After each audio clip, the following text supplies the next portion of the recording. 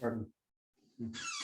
Welcome, everybody. I am Love Coach Scott Catamas, and it is Saturday Night Alive for you, the Global Peace Tribe.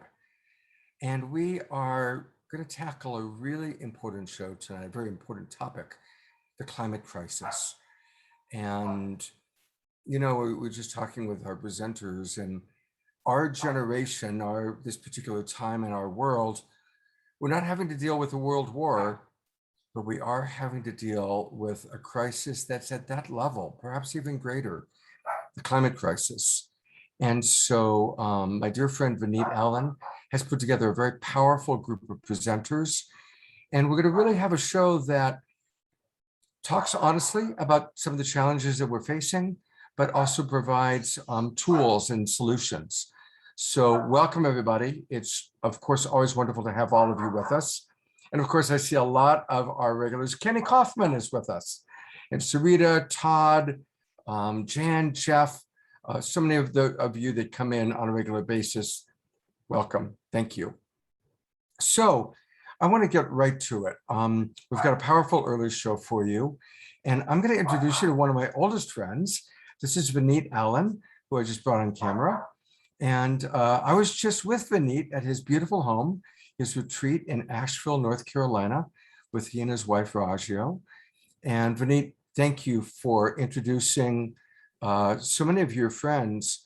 Vineet has been doing environmental activism work, well, as long as I've known you, which I think Lincoln was president back then. It's been a long time.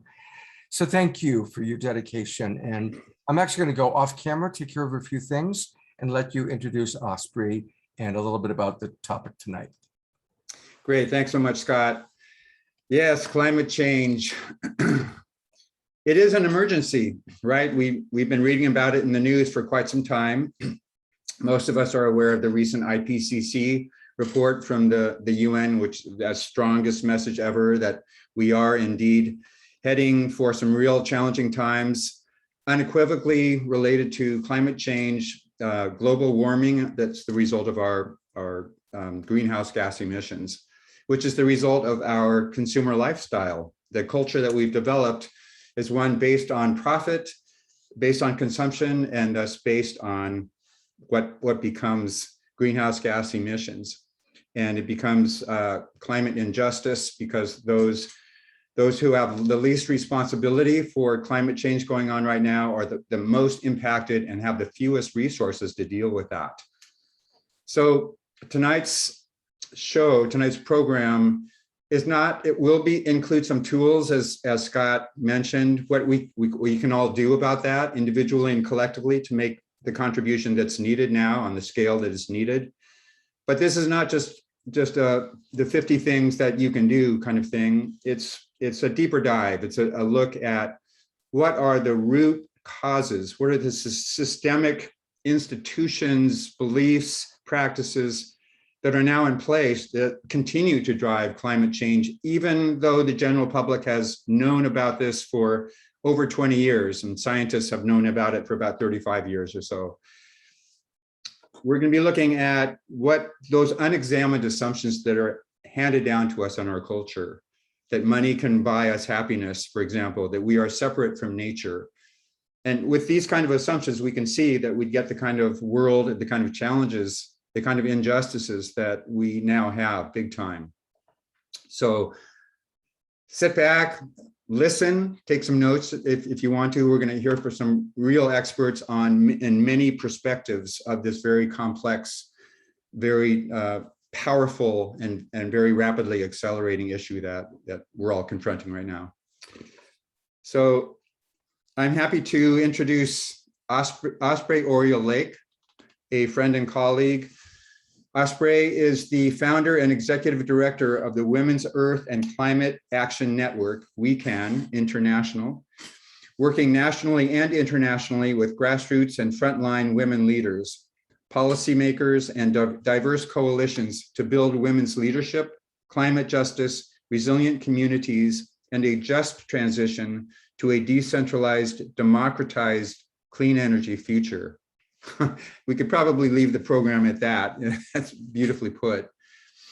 Osprey is the co-director of the Indigenous Women's Divestment Delegations and actively leads We Can International's projects, from various trainings and work to shift the narrative on climate justice using a feminist lens, to engagements at the UN climate conferences.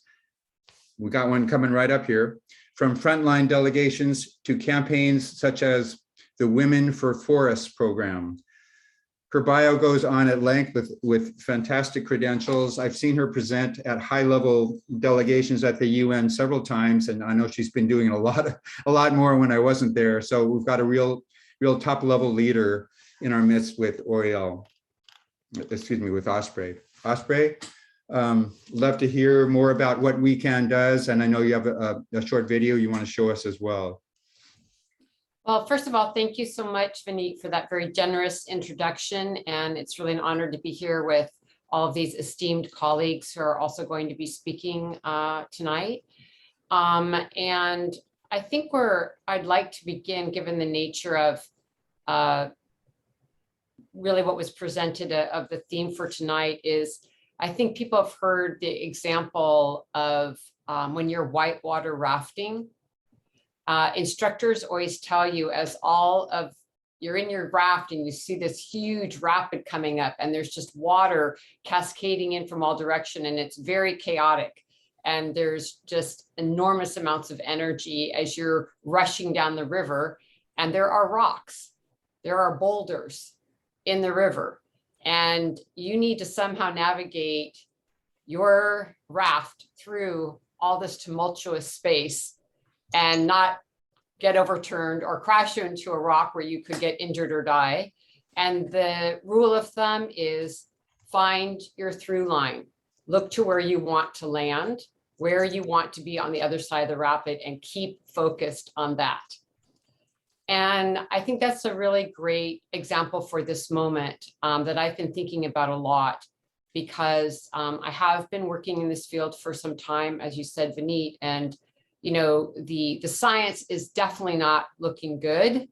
And yet at the same time, we need to generate our hope and really stay clear about where we want to land, meaning what is the healthy and just world that we seek to build. And, in the last years, I'm very glad that the climate justice movement has really grown and become more a part of the mainstream discourse on climate change, though it needs to grow quite a bit more. But the centering of Indigenous, Black and Brown communities who are being impacted first and worst by the crisis have really become not just a point of understanding the impact to frontline communities, but also the need to center their leadership and their skills in building resilient communities, because they've already been dealing with these impacts for quite some time, and beginning to look at the interlocking crises of the root causes, as you mentioned, of patriarchy, capitalism, colonization, and racism, and how those systems of oppression over a very long period of time, coupled with a worldview of domination over nature, have led us to this moment. So we're not really going to be able to unwind this moment without doing about 40 things all at once. It's really asking us to be in this whitewater rapid and stay very clear, because we've got to deal with ecological justice, social injustices, gender injustices, environmental racism, Indigenous rights issues, all at the same time, because they're at the core of also dealing with the climate crisis. Would you like to show your video now? It's unfortunately, the video is taking longer to download, and it won't be ready for about another 8 minutes. Okay. But Claire Dubois will be joining us in 5 minutes, by the way. Oh, wonderful, wonderful. Well, the video will portray some of the challenges from the approach of who's funding climate change, what institutions are funding the fossil fuel companies specifically. That's not the only arena that's funding climate change, but it's a huge one, and the banks specifically. So Osprey, maybe you could speak to the impact that the financial institutions are having right now, and the leverage point of targeting them and really calling them out the way that's beginning to happen now, and how we can move forward more powerfully like that, so that the banks really have no choice but to begin changing. What would you say? Yeah, it's a really important point. We need to understand, as an example, that 33 banks have invested about $1.9 trillion into fossil fuel extraction since the Paris Climate Agreement. Okay, so we have a Paris Climate Agreement, which is really good, but it doesn't necessarily attend to or address the supply end. In other words, we always talk about the Paris Climate Agreement, we're talking about what countries are going to do for their carbon reduction and the emission reductions. But if you actually read the Paris Agreement, the word oil, gas, and coal is not even existent in the agreement. So what this means is that the fossil fuel industry has been able to continue sort of behind the scenes to continue to expand, to extract, and the thinking on this is, to continue this endless economic growth model on a finite planet, and that somehow there's going to be all of these, we're going to plant enough trees somehow, or all these inventions are going to happen that are going to draw carbon out of the atmosphere, which we can't do at speed and scale right now, and it's not cost effective. And so you can just keep polluting endlessly and not deal with the supply end. And that, of course, is funded by financial institutions. So that's a really important component. And, right now, our organization is getting ready. We're actually gearing up to go to the climate talks in Glasgow. We're leaving in a couple of weeks. And what we're doing is presenting sort of a double-fold strategy where we're, of course, going to be advocating with governments to really increase their ambition. Right now, this is a very important climate negotiation because it's the most important climate talk since the Paris Agreement, when in 2015, when we were able to establish an agreement with all world governments. And of course, there wasn't a negotiation last year because of the pandemic. So this is the first time governments are meeting where they have to bring forward their nationally determined commitments, the NDCs, where they're supposed to see what are governments really going to do now that we're in a crisis, and we're in California here and the fires are burning, and the Brazilian fires are, Amazon's on fire, and we're seeing flooding and drought, and the crisis has deepened incredibly since the agreement was made. We're not seeing the ambition that we need right now. If governments follow through with what they've committed to, this will bring us to a 2.7 degrees rise in global temperature, which is basically going to burn the planet. That's their commitment now to the end of the century. So we need to really have there being a claim of a climate emergency by governments. And this is where civil society is so important, to put pressure on governments to increase their ambition. But we are also bringing in another element when we go to the climate talks in Glasgow, which is the financial component, and really being able to see the revolving door between the fossil fuel industry and governments. And as long as the fossil fuel industry is still, supplying lots of funds to politicians, it's really hard to move that point of leverage. It's not the only one. We need a shift in consciousness. We need rights of nature. We need to save our forests. There's lots of things that we need to do.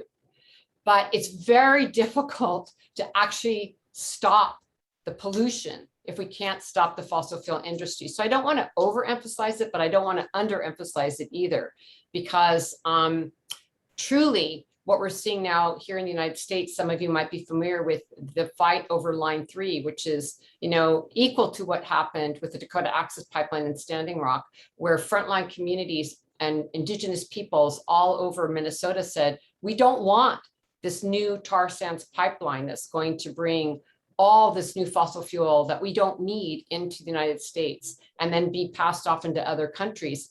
We need to stop these pipelines. And they violated treaty rights. They violated indigenous rights. They did not listen to free, prior, informed consent. And it has just been heartbreaking to see the land that's been destroyed and the waterways that have already been destroyed from putting this pipeline in. So why this happens is because there's the fossil fuel industry pushing this through, and governments are in the pocket of the fossil fuel industry. So we've got to really break this up. So that's why this work around divesting and pulling money away from the fossil fuel industry is so essential. And I don't know if the video's ready now or not, but it would be a great time to show it. I'm not sure if it's ready to go. The video is not ready. It needs Oh. 3 more minutes, but better than a video, we have Claire Dubois. And so welcome, Claire, to our conversation. And I just want to acknowledge these 2 powerful women. You know, since we're talking about Al Gore, I trained with Al Gore as a climate project presenter. And one of the things he commonly said is that we've learned the hard way, put the women in power. When you're giving money to third world countries or to nonprofit organizations, give it to the grandmothers. And I just want to acknowledge the women that are leading the fight. And as a white man, I can say this, we kind of dropped the ball the last few thousand years. So it's your turn, and you guys are doing a much better job. So I just really want to acknowledge both of you as powerful women that are doing great work in the world. And I'm really grateful to have you both on our show. And I'd be happy to say a word about Claire to introduce. Claire is an earth-loving social entrepreneur and inspirational speaker who worked internationally for 18 years, facilitating groups, coaching business leaders, and creating behavior change processes within the personal growth sector. As a Be the Change Symposium facilitator and freelance writer, she worked for 3 years as the UK coordinator for a massive agroforestry initiative in southern India called Project Green Hands before initiating Tree Sisters. Through her work with Project Green Hands, she has distilled the social mobilization strategy deployed with great success in India and now turns it toward the mobilization of women within Tree Sisters. And Claire, I think you could actually speak more eloquently about what you do with Tree Sisters that was so beautifully captured at the recent Shift Visionary Summit. That was where we really, to be able to plant trees just by participating in the summit was just such a brilliant idea. So why don't you say a bit about Tree Sisters, please? Well, thank you both. And I just want to acknowledge the remarkable individuals that are here and that are going to be speaking tonight. Dwayne Elgin, who is one of my great heroes, and Osprey, who is up there for me as one of my all-time warrior heroes in this lifetime. And I can't understate the importance of what she's doing. You know, Tree Sisters, we're about global restoration. We're about the behavior change or the consciousness shift back into reciprocity. Osprey's on the front lines. She's on the front lines of one of the most important crises that there is, which is the profound undervaluing of the indigenous consciousness and the people on this planet who know how to live in right relationship with nature. We cannot allow what's happening to happen, and we cannot allow the desecration of not just their cultures and their consciousness, but the forests and the lands that they are protecting, which basically we won't survive. You know, we won't survive without these forests. So Tree Sisters, we're tropical forest based. We are trying our best to restore the tropical forest around the equator, the equatorial forest. We're 20 million trees in, which is phenomenal until you understand that between 14 and 40 million trees are being lost every day. So, you know, I'm on the front lines of understanding what it takes to help people make the shift from spending everything that we have on a form of life that basically consumes our planet, and what it actually takes to help people understand that giving back to the planet is giving back to ourselves. And so we're planting across Brazil, Amazonia, Brazil, Atlantic rainforest, Kenya, Madagascar, Mozambique, Nepal, West Papua, India, Borneo, through extraordinary partnerships, beautiful social justice oriented projects. But the real story is what's happening inside every human being. The real story for me is consciousness shift. We shouldn't be needing to ask people to stop pulling down the forests. We shouldn't be needing to ask people to protect indigenous peoples. If we were at the level of consciousness where our hearts were open, where our awareness was plugged in, where we could feel our indivisibility from all things, we'd be living in a completely different reality. And the truth is that reality exists. It's inside every one of us because it's impossible for us not to be in the unified field of awareness. It's impossible for us not to be flooded with light that is entirely conscious, because there is no edge to each one of us, and each one of us are woven into the main frame of existence. And the main frame of existence carries extraordinary intelligence that's created a planet of this magnificence. So that magnificence is inside every single one of us. And we've been encultured or educated into a mindset that has caused us to split. But that split in itself is a lie. You know, it's a reflection of multiple bedded down cultural beliefs, assumptions, and shaming away from our original nature. So many of these indigenous peoples have not fully lost touch with our original nature as part of nature. Like, to me, their role in this planet has never been more important, because we've become so far away from who and what we really are. So it's a both and. You know, we're looking at restoration, regeneration. To me, I want, like, you know, we're moving towards that. The United Nations moving us towards that. You know, the decade of ecosystem restoration. But it's, you know, restoration. Protection, we shouldn't be destroying in the first place. So where Tree Sisters, we do the restoration around intact forest landscapes to ensure that what is intact stays intact, and that we're giving the populations that live there, the communities that live there, the opportunity to be in relationship with trees in a way that still allows for the intact forest landscape to stay there. But ultimately, we're dealing with a shift of consciousness where we as a human society will not allow the perpetuation of business as usual, because it's insane. You know, Osprey shouldn't need to be doing what she's doing.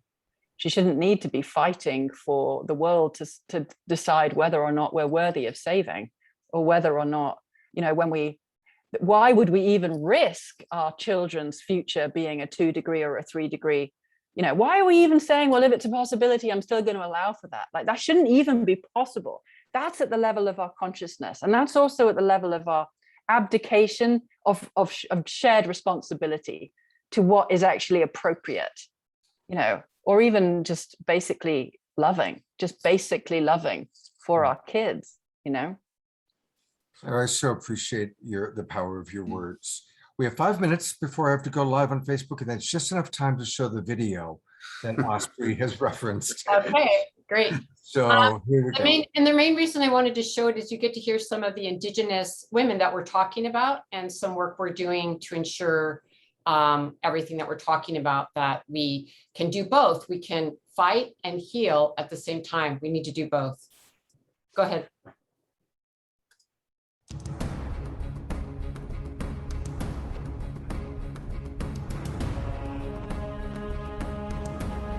The decisions you make as Credit Suisse and the Swiss people affect those of us downstream from your actions. You sit here comfortably in your privilege, while our communities bear the risks of your investments with our very health, our lives.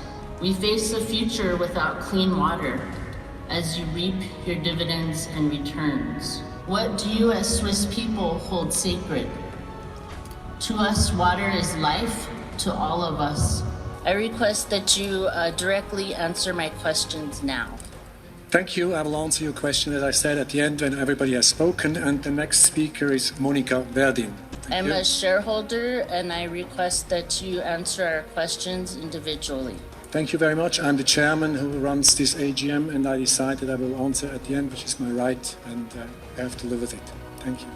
I'm here to let the investors know in the Kinder Morgan Pipeline Expansion Project how directly affected we are, and how many times that we have opposed this project. We've been marginally ignored within that process, and the consultation that we had required has not been. Can you guarantee me and my nation that you will no longer have business relationships and provide finance for Kinder Morgan Company?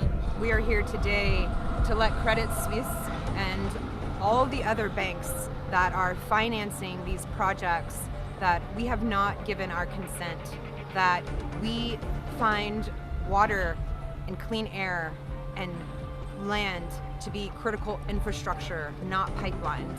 We're all citizens of this planet, and what happens in our homelands will affect the people here in Switzerland.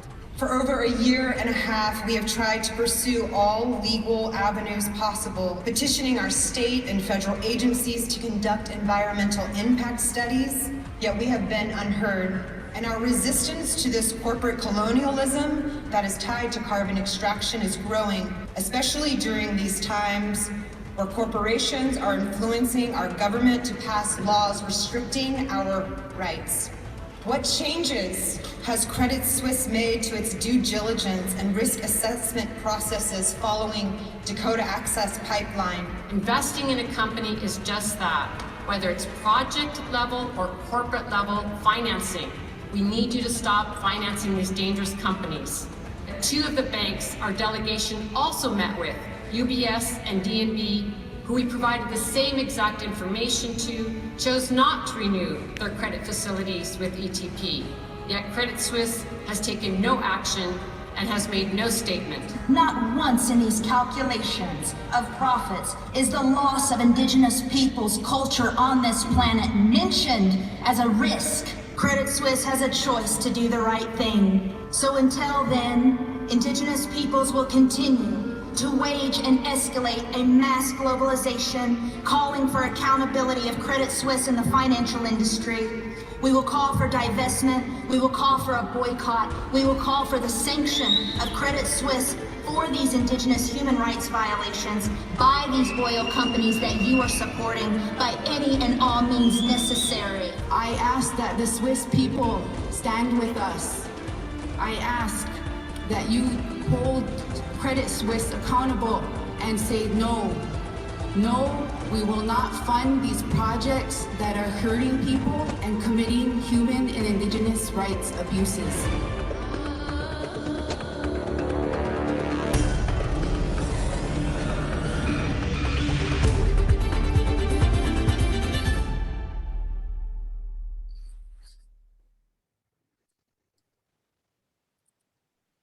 Wow, that is such a powerful video. And again, I'm just going to bring on Osprey for a moment.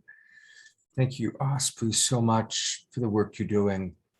I just want to ask everybody who's watching the show, all the people that are in our Zoom room, this video and this early Zoom room show will show up tomorrow on our YouTube channel. Share it with people. Share either this kind of shorter Zoom room video or the whole show, because this is all so important. And Osprey, I apologize, I've got to go to start us live on Facebook. But God bless you for the work that you're doing, and thank you for taking time to be with us tonight. Thank you so much. Thank you, everybody. Thank you for all your work. Thank you. What a powerful woman and what great work she's doing. All right.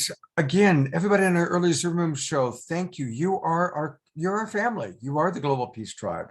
So please share us out. We're going to go live on Facebook in just a moment, and we sure appreciate you.